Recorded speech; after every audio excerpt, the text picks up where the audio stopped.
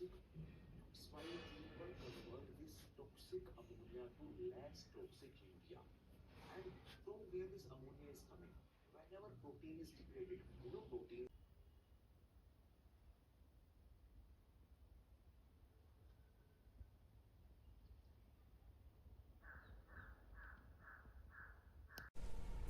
जो मैंने चैप्टर पढ़ा था, अगर वो चैप्टर मैं नहीं पढ़ता तो आई डोंट थिंक ये वीडियो आती।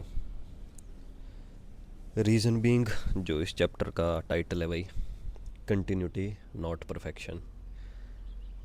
मैं भी, जैसे मैंने बताया था ना पिछली वीडियोस में, कि मैं भी ऐसे था कि यार परफेक्शन परफेक्शन, ये करूँगा वो करूँगा। बट अब समझ आ रहा है कि it was not about perfection, it was I think just me being lazy. सुस्ती, आलस, कुछ भी बोल लो। एंड जो भी क्या बोल सकते हैं। और अब हो गया सो हो गया।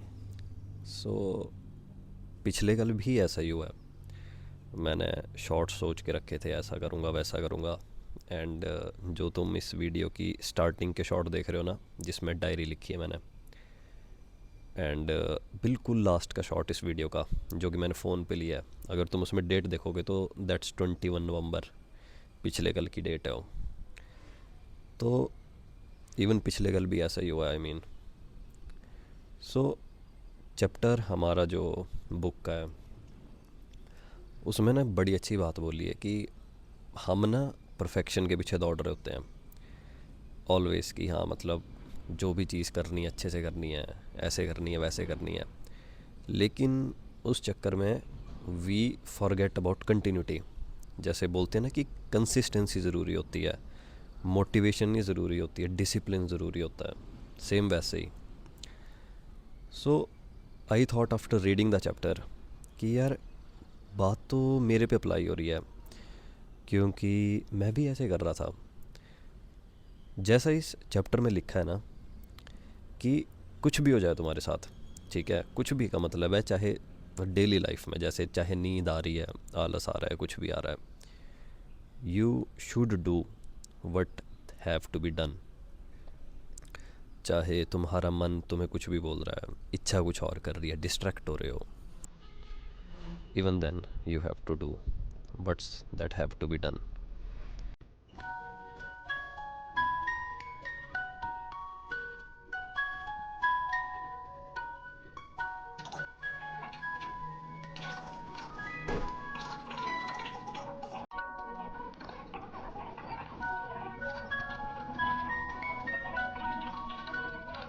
कंटिन्यू करते हैं हम जहाँ से हमने छोड़ा हुआ था।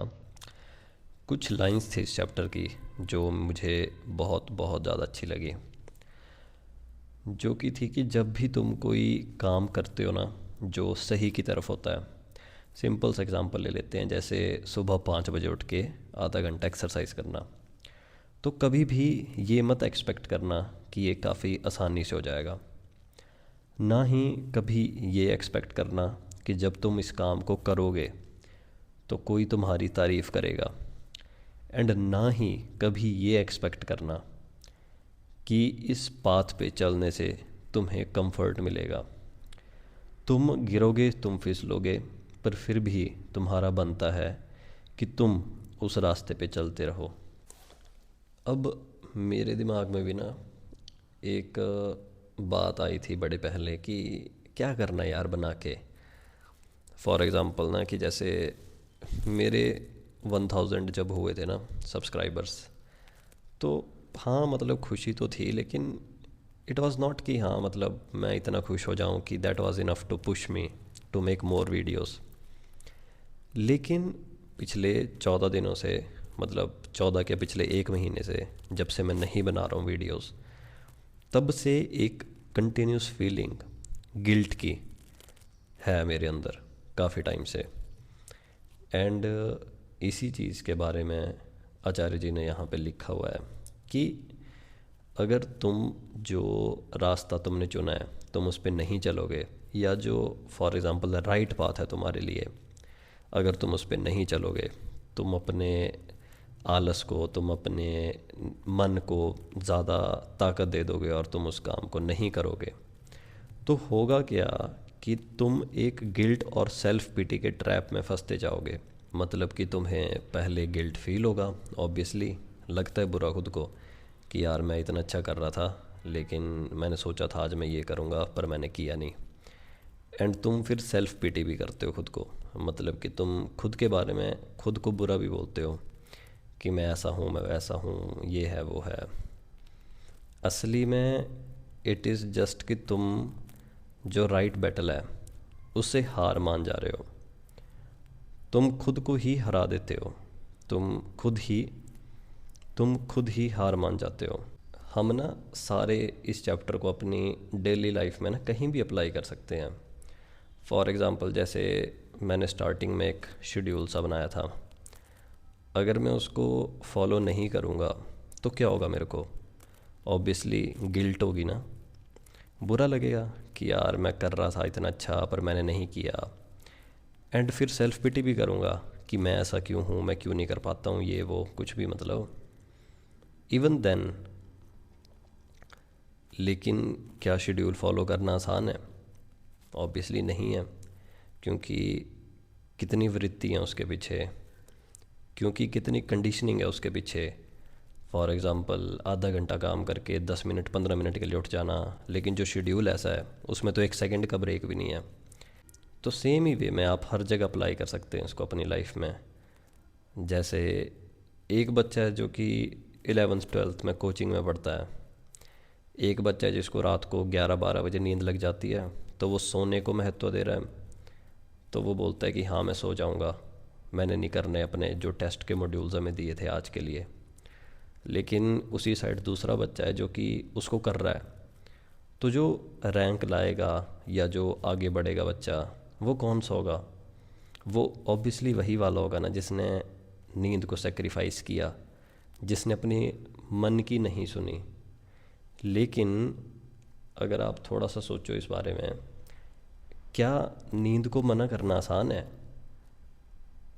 मतलब मैं सबसे एक जो रॉ एग्ज़ाम्पल दे सकता हूँ उसके बारे में बात कर रहा हूँ। इट्स नॉट ईज़ी ना। सेम तरीके से सुबह 5 बजे उठना, इट्स नॉट ईज़ी, क्योंकि हमारी पुरानी आदतें जो हमें पकड़ती हैं। इसीलिए we have to understand one thing कि पाथ जो है वो मुश्किलों से तो भरा होता ही है, लेकिन हमें पीछे नहीं हटना होता उन्हें देख के, हमें बल्कि आगे बढ़ना होता है। हमें चाहे हम हार जाएं, गिर जाएं। अब हारने गिरने का मतलब यहाँ पे ये नहीं है कि तुम कोई वॉर लड़ के आ रहे हो, युद्ध लड़ के आ रहे हो, ऐसा नहीं है, कुछ नहीं। हारने गिरने का मतलब है तुम 5 बजे उठना चाहते थे, तुम एक दिन 5:50 पे उठे, अगले दिन 5:45 पे उठो, अगले दिन 5:40 पे उठो, 5:30 पे उठो, 5:20 पे उठो, 5:10 पे उठो, 5 पे उठो।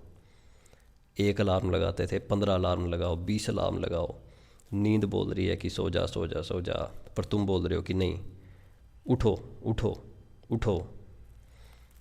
तो समझे?